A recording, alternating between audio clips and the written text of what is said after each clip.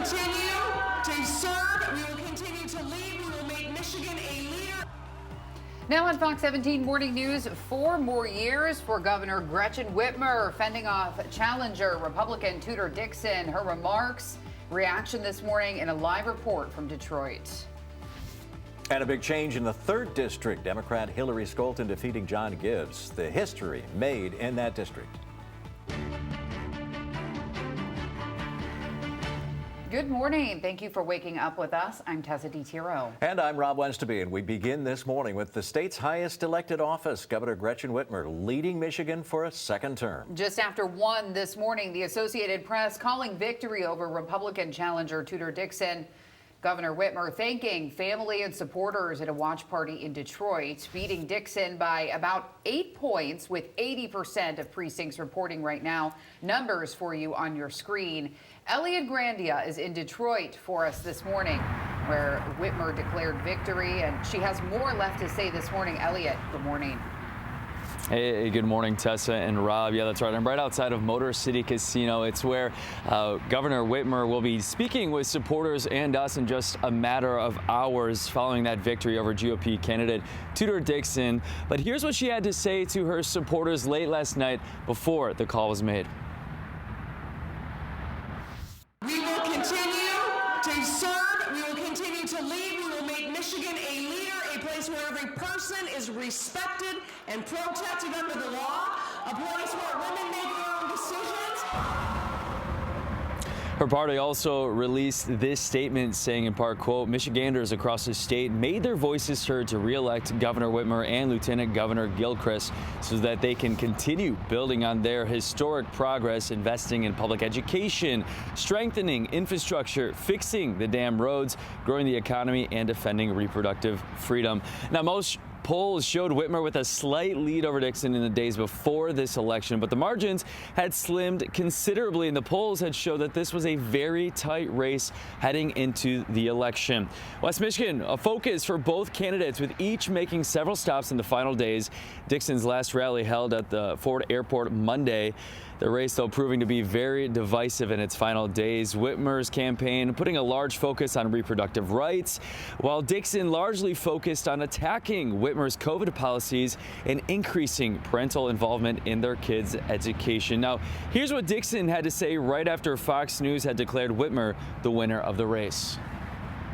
We have talked to so many people who want to make sure that we make the change in Michigan, and tonight it happened. So we don't accept that Fox is calling this, because we know that this is too close to call. There are so many more votes out there, and we are going to get this done.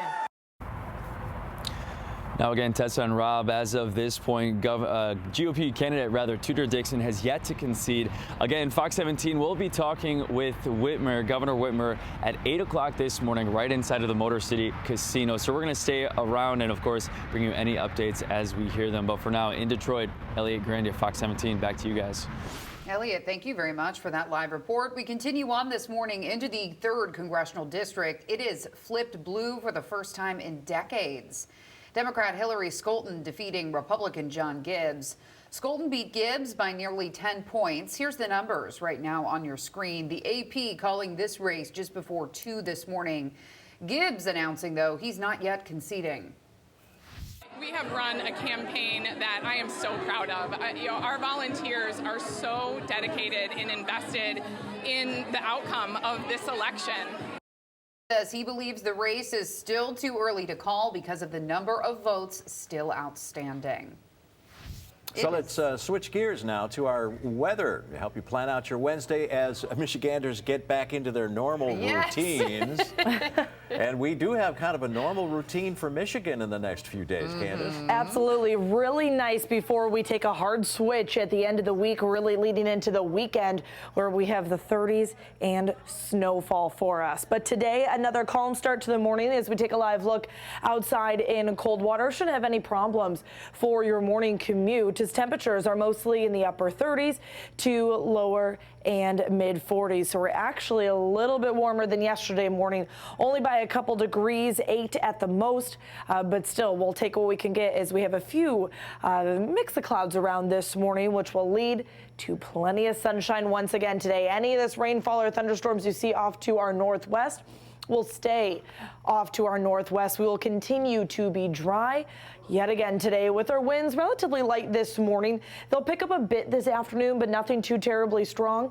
And we'll end up even being a little bit warmer than where we were yesterday. 55 degrees at noon, 62 by the day's end, and we should be about 51 degrees on average this time of year. So we're already 10 degrees warmer. Tomorrow, we're going to add on another 10 degrees before we make that big switch. So we're going to time it all out for you and take a look at how much snowfall we can expect throughout the weekend coming up in just a bit. Thanks, Candace. Still not called. The race for Michigan's Attorney General. Another incumbent looking to hold on to the office, Democrat Dana Nessel. Nessel campaigned against GOP contender Matt DePerno. The AP has yet to call this race. You can see the numbers right now on your screen. It looks like Nessel is leading there with 52% of the vote, as compared to Matthew DePerno there with 46% of the vote. We did speak with Dana Nessel at the governor's rally last night in Detroit. And with that, I will say things are looking pretty good right now. And I don't mean to be too optimistic, but I really look forward to serving the good people of this great state for another 4 years. DePerno tweeting last night a statement saying here, "I know we're all eagerly waiting to know who will be Michigan's next Attorney General. We must respect the election process and ensure that every legal ballot is counted. I ask that my supporters remain patient as hardworking election workers complete the count." Now to Secretary of State. Democrat Jocelyn Benson says she has soundly beat her Republican challenger, Christina Caramo. Caramo is yet to concede. Her campaign has not released any statements this morning. Here's what the percentage of the vote looks like right now. When our team spoke with Benson in Detroit, she said she was grateful for the voters that had voted for her. And you can see so far of the votes counted, 55% are for Benson, Caramo with 43%, and then two other candidates with only 1%. And so Benson said she soundly defeated the challenger, and she is excited to move forward to continue defending democracy. Proud to have the support of Michigan voters for another 4 years, and we're going to continue making government work for everyone. AP is also yet to call this race, but we will keep you updated. And abortion rights now enshrined into our state constitution after voters passed Proposal 3. That proposal passed easily. The AP calling that race in the last hour at 3:30 this morning. It passed 56% to 44%. Speaking of proposals, Proposal 2 passed in the past hour, at least was called just before 3:30 this morning. It will allow for 9 days of in-person early voting leading up to the election, allow overseas military members' absentee ballots to count if postmarked before the election day, and set term limits for state legislators. Proposal 1 also passed. It'll require the Michigan House and Senate members to file public financial disclosures every year. AP also projected that race around 3:30. As you can see, it's been a busy last couple of hours here in our newsroom with all those races coming in. And so many more races to report. Yes. Congressional races, state house, state senate. It's a busy midterm. And we'll be here till 9 a.m. to do that. Time now, 4:38, still ahead of Fox 17 Morning News. A lot of important results, as we mentioned, coming in here in Michigan, but also across the country. We take a look at some more key races this midterm. And another storm brewing. Its projected path is set already for a vulnerable Florida. What kind of damage people are preparing for?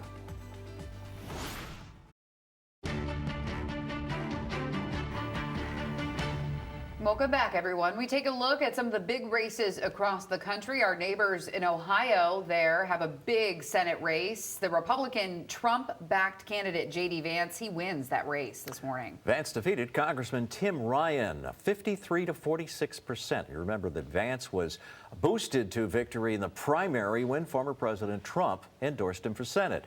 The race between Vance and Ryan has been contentious, at times personal, with both candidates holding a clear animosity towards one another. Vance's win keeps that Ohio Senate seat in the Republican camp. Moving over to Pennsylvania, Senate seat flipped overnight. Democrat John Fetterman able to fend off a challenge from Republican and TV personality Dr. Mehmet Oz. A close race all night, but in the end, Fetterman did win by 2 points. He succeeds Republican Pat Toomey, who's retiring from the Senate at the end of the year. And then we go to Georgia, and the Senate race there remains too close to call this morning. Yeah, the race that has Democrat Raphael Warnock, who is in that Senate seat, against Republican Herschel Walker. Race still very close, with Warnock in the lead, but only by 0.3 of a percentage point. You may remember Warnock was reelected to the Senate in 2021 in a runoff, and that may happen again if none of the candidates reaches 50% of the vote. The top 2 candidates advance to a runoff, which will be held December 6th. And speaking of Georgia, Brian Kemp reelected there as governor, defeating Democratic challenger Stacey Abrams. This is a rematch from 2018. Kemp won that state by about 8 points, another tight race. And in New York, history. The first woman officially elected the state's governor. She's been serving since rising to that seat. Kathy Hochul defeated Republican challenger Lee Zeldin in what was a surprisingly close race towards the end. Issues like crime, the economy, and inflation on the top of voters' minds. Hochul defeated Zeldin by about 6 points. She had already been serving, stepping up after former Governor Andrew Cuomo had stepped down.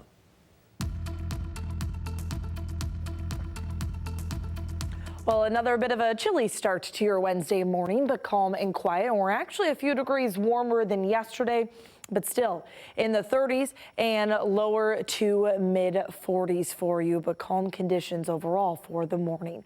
A few passing clouds similar to what we had yesterday, which will once again turn into plenty of sunshine, as any of these showers and storms you see off to our northwest will stay off to our northwest. So we will again continue to be dry, just with a few passing clouds around for the day. Let's focus on southward though. Florida is going to continue to be a talker for the next several days, as we have seen Tropical Storm Nicole really come together over the last day or so. Today really starting to impact the Bahamas and then move forward to impact Florida as it strengthens to a hurricane. So here we are, Tropical Storm Nicole impacting the Bahamas today. Now, as this starts to push towards Florida, it'll strengthen to a Category 1.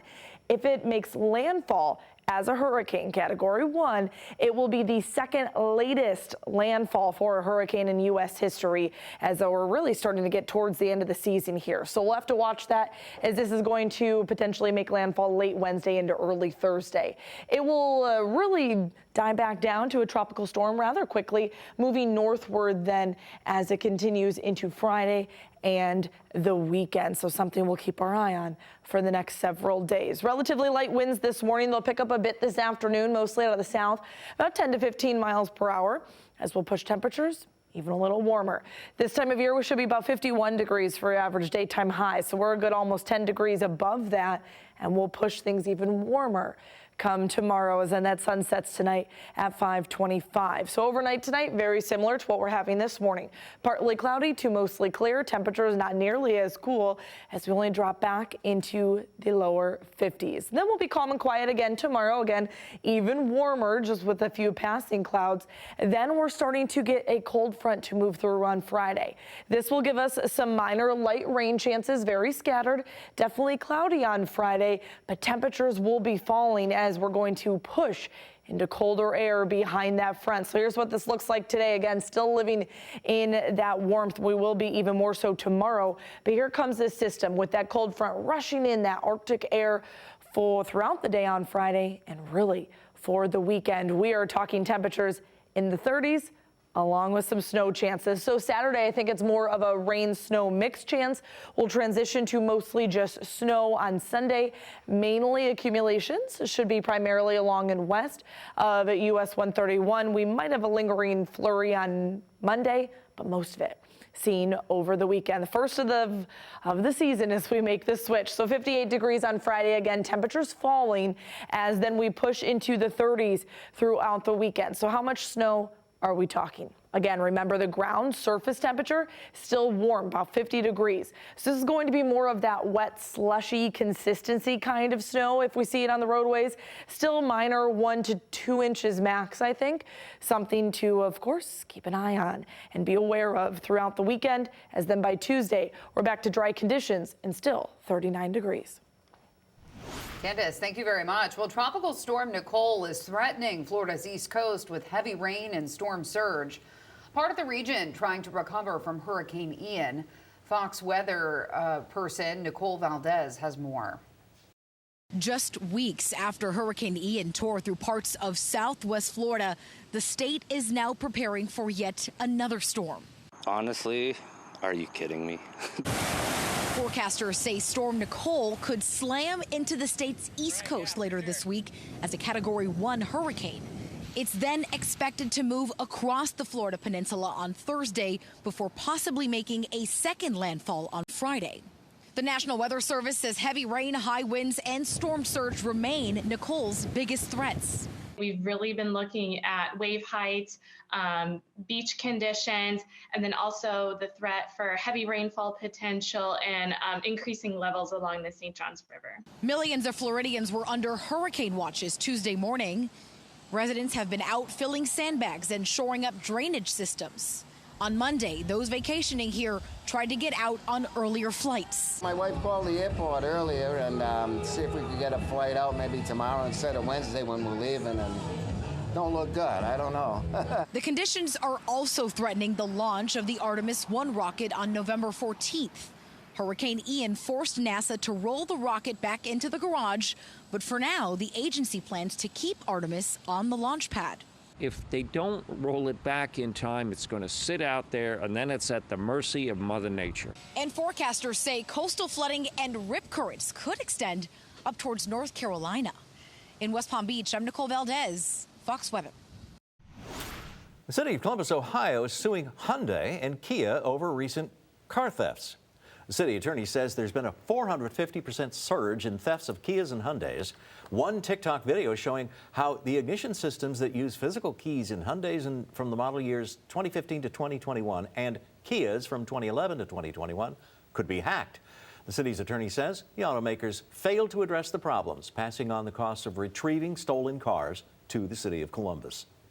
Interesting there, that lawsuit. We'll see what comes of that. 4:49 still to come this morning. A woman just celebrated a big birthday, turning 115. Wow. Yeah, how she celebrated.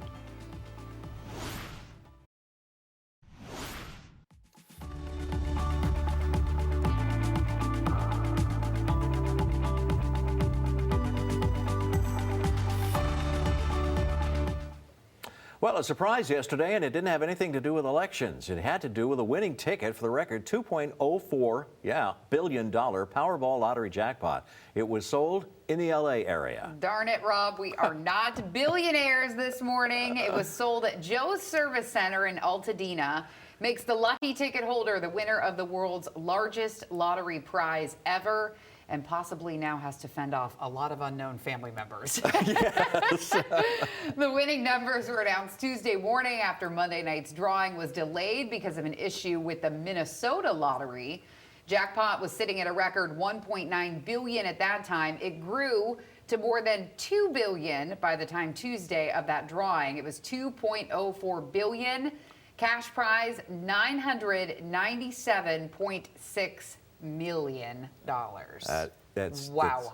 That's unbelievable that even just the cash out prize is almost $1 billion. I know.